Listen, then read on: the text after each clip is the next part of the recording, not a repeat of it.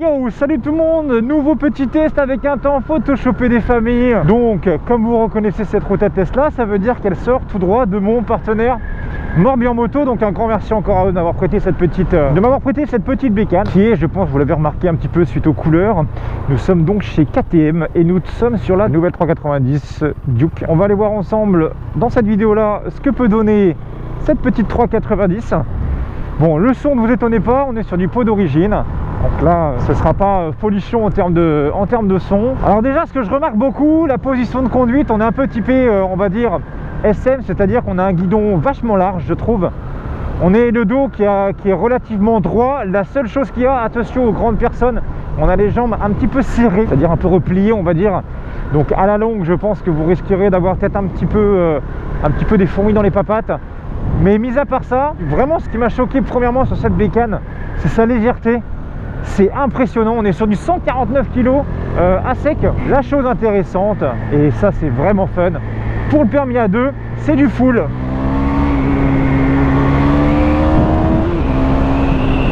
Aïe aïe aïe. Moi je me rappelle, quand j'avais fait le rallye du Beaujolais, j'étais avec ma XSR 900. Si vous vous rappelez, j'avais croisé énormément de 390. Donc dans les petites courbes du rallye du Beaujolais, ça marchait vraiment super fort. Donc ça c'est l'avantage. Bon, je vais quand même tenter une fois au moins ce que ça peut donner, voir en wheeling. Bon, ça le fait, bah voilà. Bah, en deux, en wheeling, tranquille. Ça le fait, elle lève. Ce que j'aime beaucoup, moi, c'est le feeling avec le frein avant, un freinage à un doigt. La fourche, elle, n'est pas réglable, mais la moto ne s'enfonce pas énormément, on va dire. Vous voyez, vous avez un répondant relativement sympathique à un doigt. Ça c'est plutôt pas mal. Je m'attarderai un petit peu plus à l'arrêt par contre sur le tableau de bord, parce que pour moi il est relativement bien travaillé. J'aime beaucoup à quoi il ressemble. Maintenant on fait tous des sortes de tablettes sur votre moto. On s'est fini les vieux tableaux de bord à l'époque. La reprise est vraiment bien. Après 7000 ça commence. Alors faut savoir qu'on est sur un mono les gars. Donc vous voyez le freinage, regardez, avec ABS, je bloque. C'est quand même plutôt pas mal. Hein. Wow, elle est géniale. C'est un petit jouet. Là-dessus, en plus, j'avais remarqué, juste avant de démarrer la GoPro, j'avais remarqué qu'il y avait un système ABS Supermode. En fait, c'est pour arriver en glisse, tout simplement. Vous voyez, regardez, 44 chevaux. Oh, c'est fun ces motos. Tu vois, ça c'est bien parce que l'avantage de ce type de moto là, c'est que vous êtes en full les gars. Ça veut dire qu'il n'y a pas de bridage. Vous avez les gaz en grand. Vous avez vraiment toute la puissance, toute la plage d'utilisation que vous pouvez utiliser sans problème. Comparé à un 4 cylindres bridé ou autre.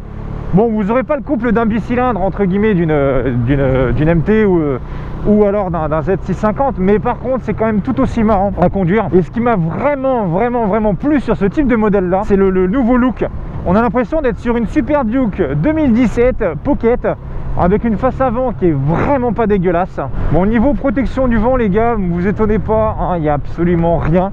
Vous prenez tout dans la tronche. Et ça par contre c'est vraiment fun. Vous voyez, à l'arrêt, je suis 1m90 et bah franchement, j'ai les jambes bien au sol, bien pliées.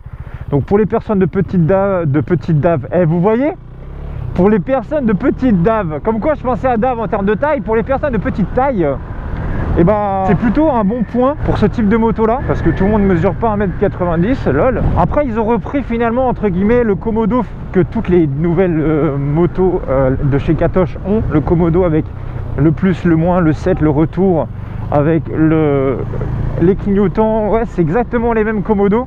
Je sais pas par contre, j'ai pas l'impression qu'ils soient rétro-éclairés.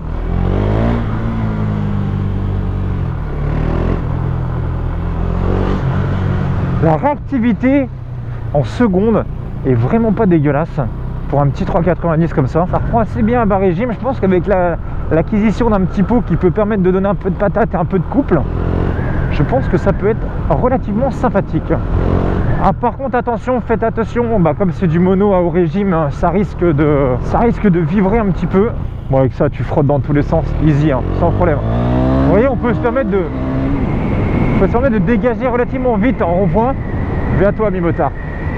Ça c'est quand même plutôt pas mal. Bon, en attendant que je suis au feu, Ce que je trouve vraiment fun, vous voyez, c'est l'avant. À l'avant, en fait, vous avez des sortes de deux pointes, comme sur la nouvelle Super Duke, avec un style vraiment bien à elle.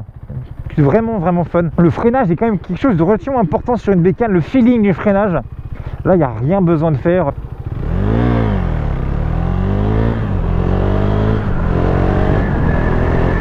Mais c'est clair que c'est royalement un vélo. Hein. C'est hallucinant. En fait, tu as l'impression d'avoir une 125 entre les pattes, mais la patate d'un 390. Donc ça, c'est plutôt intéressant comme concept. Donc comme je vous dis, par rapport aux vibrations au régime, on est sur un mono. Donc plus vous allez monter dans les tours, plus ça va vibrer. Là, on n'y peut rien, c'est comme ça, c'est la conception même. Je pense que son point fort à cette bécane-là, c'est la ville. La ville et les petites courbes. Parce que là, regardez, actuellement, je suis à combien de tours minute? Là, je suis en quoi? Je suis en 2 à 2000 tours. Ouais, ça cogne pas tant que ça à bas régime, donc c'est pas dégueulasse, ça ne cogne pas. Ouais, je pense qu'avec un petit pot, ça doit être fun avec un petit pot. Et le frein arrière est comment? Tiens, on sent que l'ABS fonctionne. La moto ne freine pas énormément.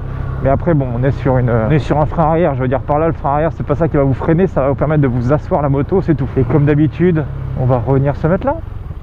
Et ben voilà, on n'est pas bien là. Ah, il y a un petit voyant qui met béquille latérale.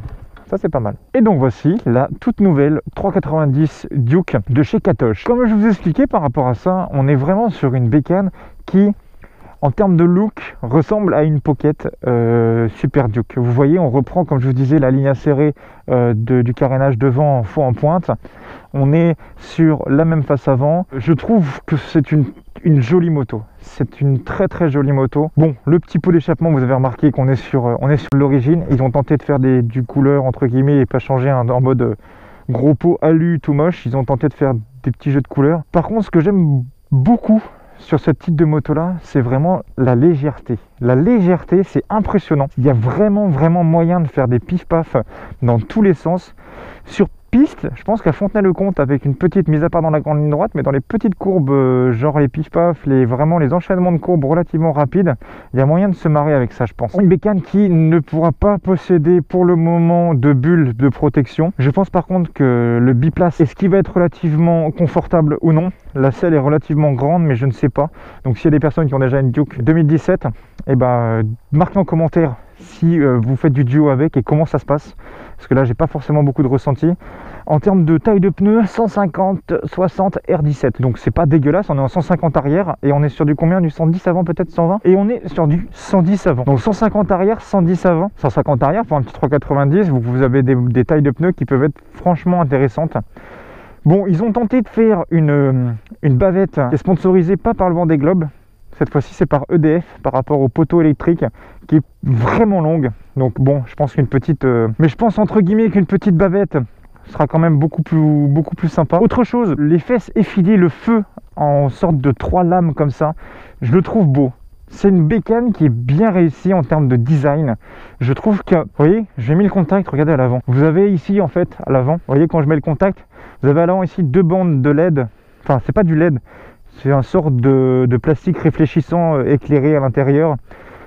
Donc ça, c'est pas dégueulasse, ça donne vraiment un look sportif. Après, quand on la démarre ici, donc là en haut, on est sur du croisement. Quand on passe ici, ok, LED. Alors ok, donc là, quand vous appuyez, c'est le pass, c'est pour les pleins phares, enfin faire des appels de phare. Par contre, quand vous poussez vers là, hop, là on laisse les pleins phares. Donc en fait, en haut c'est croisement et les deux qui sont ici, ce sont les pleins phares. Ok, donc par rapport aussi à l'étrier que vous avez devant, on est sur du beer. Je trouve que le ressenti de freinage est quand même plutôt cool. Le monodisque est suffisant, j'ai l'impression, pour cette moto là. Pas besoin d'avoir mis du double disque à l'avant. Je trouve que le ressenti est vraiment fun. Les suspensions, après, peut-être mériteraient d'être un petit peu plus travaillées. Mais voilà, après, je pense que le principal attrait de cette bécane là, c'est le fait qu'elle soit en full, en A2. Et vous n'avez pas besoin de débrider. Vous avez une moto qui est agile, qui a quand même du répondant. 44 chevaux, c'est pas rien. Pour 150 kg à sec, le ressenti est plutôt intéressant. Donc, par rapport au compteur, Ready to Race, nice. Donc comme vous pouvez voir, quand je roulais le compteur, je le trouve relativement bien fait. bien lisible, pas mal d'informations. On a l'impression d'être limite devant un PC entre guillemets. Vous avez donc le petit voyant ici, donc béquille latérale, pour bien vous expliquer que vous avez la béquille, donc faites attention. Tout d'abord sur la gauche, je vais donc voyage 1, temps, voyage 1, date, batterie. Donc ça c'est plutôt intéressant. Finalement voyage 1 c'est votre trip 1. Le temps de voyage c'est le temps que vous avez mis, le kilomètre qui est juste au-dessus. La date, bon c'est un petit plus, pas forcément intéressant. Le voltage de la batterie aussi est un petit plus. Vous avez donc l'heure en bas à gauche. Vous avez 3 courbures ici. Vous avez donc la première à l'intérieur qui est donc la température moteur. Donc quand elle est au milieu, vous pouvez commencer à lui tirer dedans entre guillemets. Ensuite, vous allez avoir la deuxième courbure qui est donc la jauge à essence. Et après, vous avez donc le tour minute qui va monter au fur et à mesure. Un petit peu comme sur les nouvelles voitures en mode écologique. Je ne sais pas si vous voyez, c'est-à-dire qu'en gros, la moto, quand vous allez donc la démarrer, vous allez avoir une couleur bleue qui va se mettre en mode vous êtes économique, lol. Et plus vous allez monter dans les tours, et plus le compteur va devenir rouge. Et vous dire que là, vous commencez à grimper dans les tours pour vous donner l'information. Et en haut à droite, vous avez l'indicateur de rapport engagé. Sur le petit Komoto de gauche, vous avez donc la possibilité d'accéder, donc vous voyez marqué 7 ici, pour venir vous donner les informations. Vous voyez, et c'est comme sur une tablette. Vous avez donc les informations de la moto, informations générales, donc la date, l'odo, le voltage de la batterie. Ensuite, vous avez voyage 1. Donc sur le voyage 1, ça vous donne toutes les informations. C'est-à-dire, vous pouvez laisser le nombre de kilomètres que vous avez fait. Vous avez la moyenne de la conso, donc 4,5 litres, ce qui n'est pas dégueulasse. Vous avez ensuite votre vitesse moyenne, le temps du voyage et l'autonomie restante de la moto. Ensuite, information par rapport à la moto. Donc là, c'est par rapport à l'ABS. Vous pouvez donc désactiver l'ABS, soit le mettre en mode road ou en mode supermoto. Je crois qu'en mode supermoto, ça vous permet de partir en glisse. Off, ça désactive tout. Voilà. Ensuite, dans les options, voilà, vous avez donc dans les favoris, vous pouvez choisir qu'est-ce que vous voulez afficher en premier, la conso, etc. La date, la batterie. Attendez, je vais faire afficher l'autonomie aussi maintenant. Ah, ça c'est pas mal. Vous mettez plusieurs informations qui apparaissent. Vous voyez, autonomie 90. Ça c'est pas mal par contre. Vous pouvez afficher ce que vous désirez dessus. Donc ça c'est un très bon point, excellent là-dessus par contre. Vous pouvez personnaliser votre compteur en fait.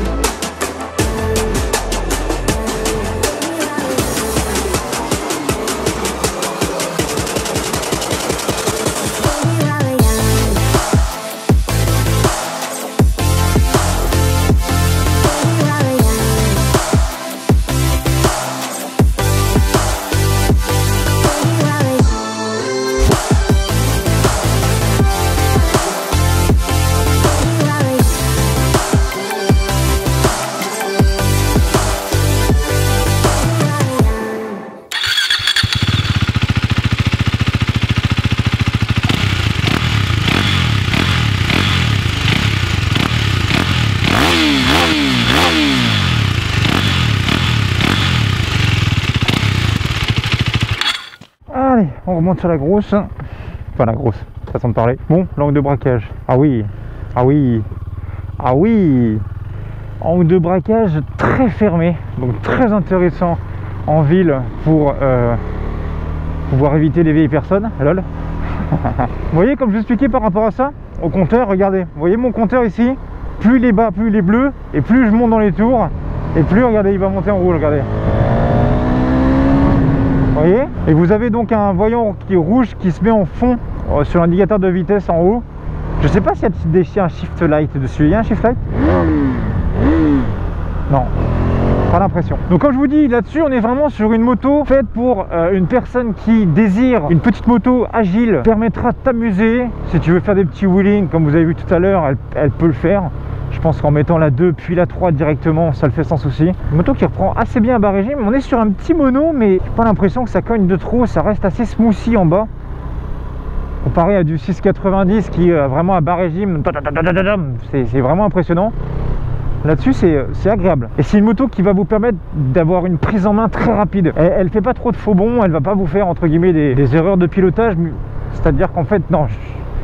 C'est l'avantage de ce type de moto là, c'est que si vous faites des petites erreurs de pilotage, elle les corrigera relativement bien. Et j'inviterai dans un coin où il y aurait des putains de belles routes de ouf. J'irai poser le genou, voir ce que ça peut donner. Tu peux le faire sans problème avec ça. N'hésitez pas en tout cas en commentaire à me marquer ce que vous pensez de cette petite moto là. J'aime bien avoir votre ressenti, vos avis. S'il y a des personnes qui sont possesseurs de la même moto que celle-ci et que vous avez des conseils par rapport au pot d'échappement, par rapport à certaines options à mettre dessus qui peuvent être intéressantes pour un futur acquéreur, ce serait pas mal de le marquer en commentaire. Oh, une mini grue, une mini pelleteuse. Pelleteuse pour date, ça. J'ai remarqué qu'elle reprend plutôt bien. Elle reprend plutôt bien à partir de 6000. Elle commence à tracter. Ça commence à devenir intéressant à ce tarif-là. Enfin, à ce tarif-là, n'importe quoi, à ce tour minute-là. D'ailleurs, en parlant de tarifs, beaucoup me disent, oui, Puma, est-ce que tu peux, s'il te plaît, donner le tarif des motos que tu essayes, est-ce que tu peux donner des prix, etc. Je donne pas de prix tout simplement parce qu'en fait, ça varie tellement. Il suffit que je teste une moto avec quelques options dessus, je vous dis un tarif, finalement, c'est pas celui-là, c'est plus cher ou autre. Voilà, c'est pour ça que je donne pas de prix. Le prix, vous l'avez en tapant sur Google, en allant sur les sites constructeurs, etc. Là, ça peut devenir intéressant.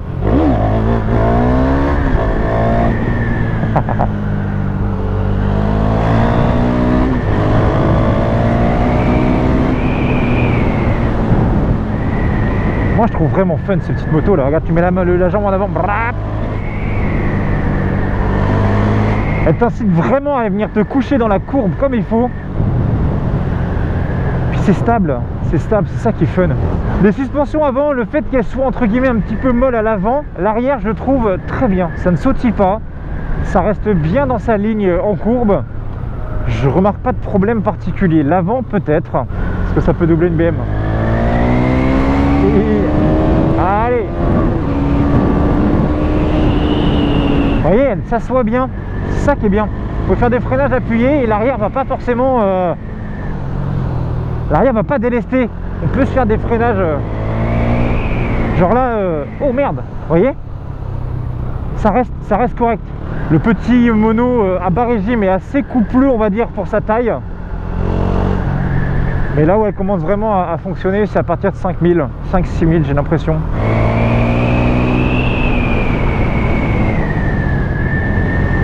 Voilà, la suspension peut-être à durcir un chouille, mais un petit peu comme la MT, elle a tendance un petit peu à plonger au final.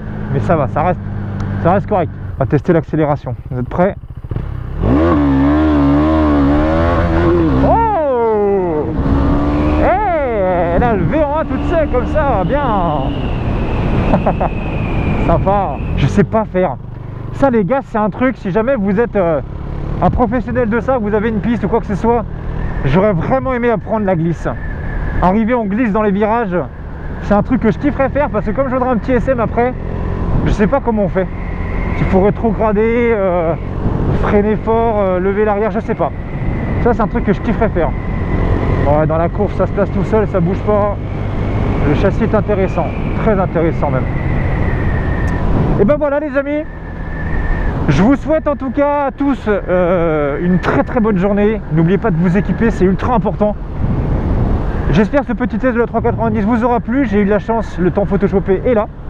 En tout cas, merci à tous de me soutenir. On est vraiment de plus en plus nombreux sur cette chaîne là. N'hésitez pas à partager la vidéo sur les réseaux sociaux, sur Twitter, sur Facebook, sur Insta, comme vous voulez, en Snap. Pour les personnes qui seraient intéressées par la 390, qui est quand même une meule relativement intéressante, moi elle m'a plu. C'est une petite moto qui m'a vraiment plu. Donc je vous dis à très bientôt pour de nouveaux tests. Et puis à la prochaine. Allez, ciao ciao, salut tout le monde.